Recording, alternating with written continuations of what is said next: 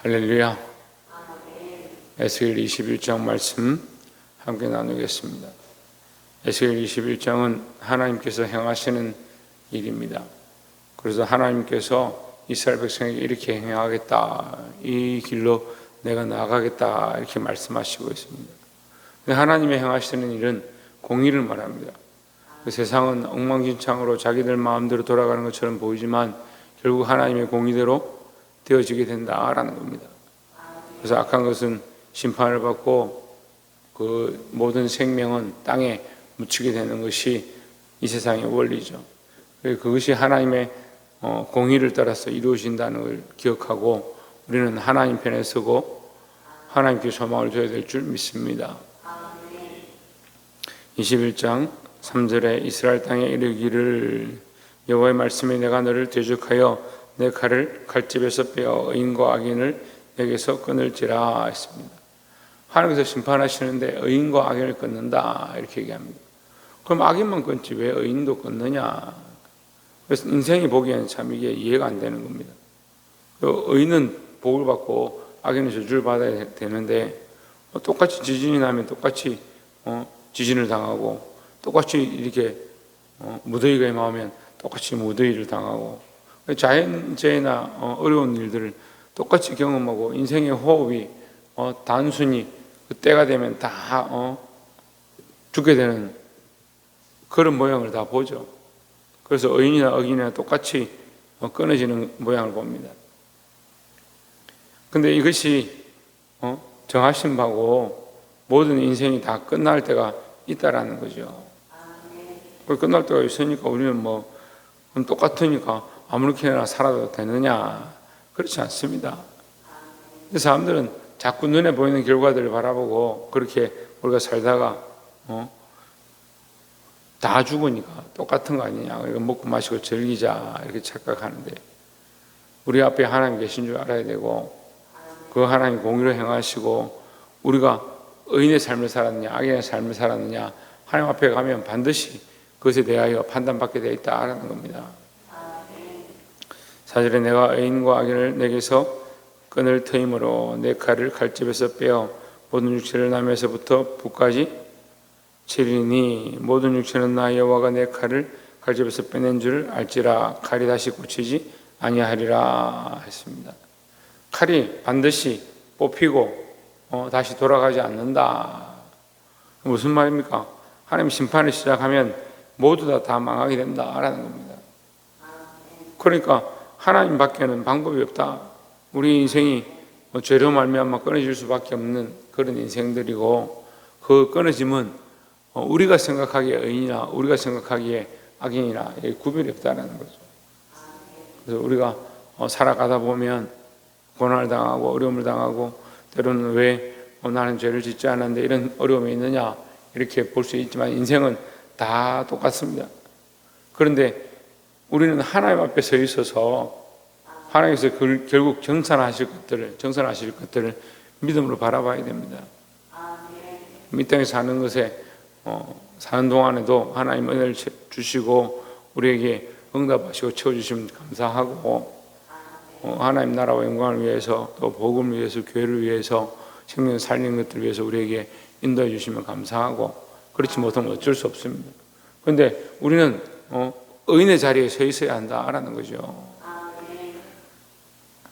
두 번째로 15절에 내가 그들이 낙담하여 많이 엎드러지게 하려고 그 모든 성문을 향하여 번쩍번쩍하는 칼을 세워 놓았도다. 오라 그 칼이 번개갖고 죽이기 위하여 날카로웠도다. 자, 칼이 임하는데 이 북방에서 옵니다. 바벨론 왕이 이 칼을 들고 와서 이스라엘 치는데 16절에 보면 칼아 모이라 오른쪽을 치라 대를 맞추라 왼쪽을 치라 향한 대로 가라. 17절에 나도 내 손뼉을 치며 내 분노를 다 풀리로다 나 여호와가 말하였노라 했습니다. 자, 분노를 푼다는 말은 그 죄에 대한 공의를 하나님 행하신다라는 겁니다. 하나님께서는 이 공의에 대하여 공의를 행하시는 바에 대하여 변개하시거나 돌이키는 것이 없습니다. 그래서 죄를 범한 것에 대해서 반드시 공의로 갚으신다라는 거죠. 그래서 오늘날 교회가 깨달아야 될 것은 하나님 반드시 공의로 행하시고 죄를 범한 것에 대해서 그 대가를 반드시 지불하게 되어 있다라는 겁니다. 그럼 우리가 어떻게 해야 됩니까? 하나님, 우리가 조금만 죄를 지으면 다 하나님 공의로 행하시는데 우리가 어떻게 해야 됩니까? 이렇게 물을 수 있는데 하나님 공의로 행하시기 때문에 우리가 하나님 바로 서 있어야 되고, 그 공의가 우리가 범죄한 것이나 우리의 산 삶에 대해서 하나님 징계를 하시는데 우리가 그 감당할 수 없죠. 감당할 수 없기 때문에 기억해야 될 게 뭐냐? 십자가의 은혜입니다. 피할 수 있는 길이 따로 없어요.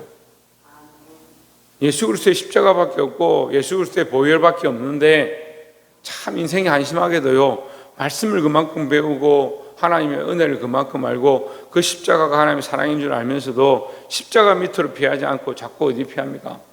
자기가 뭔가 이렇게 열심히 하고 착하게 하고 헌금을 많이 하고 봉사를 많이 하면 거기에 피할 수 있다고 착각하는 거죠.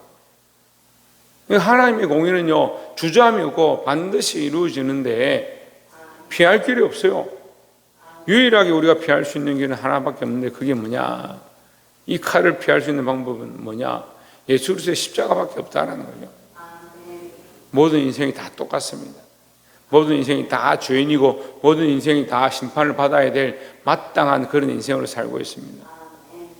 하지만 그리스도의 십자가를 주셔서 우리가 예수 그리스도를 바라보고 그 십자가의 은혜를 믿으면 구원의 약속을 받게 된다라는 거죠.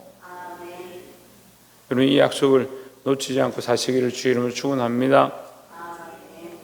31절에 내가 내 분노를 내게 쏟으며 내 진노의 불을 내게 내뿜고 너를 짐승 같은 자 곧 멸하기에 익숙한 자의 손에 넘기리로다.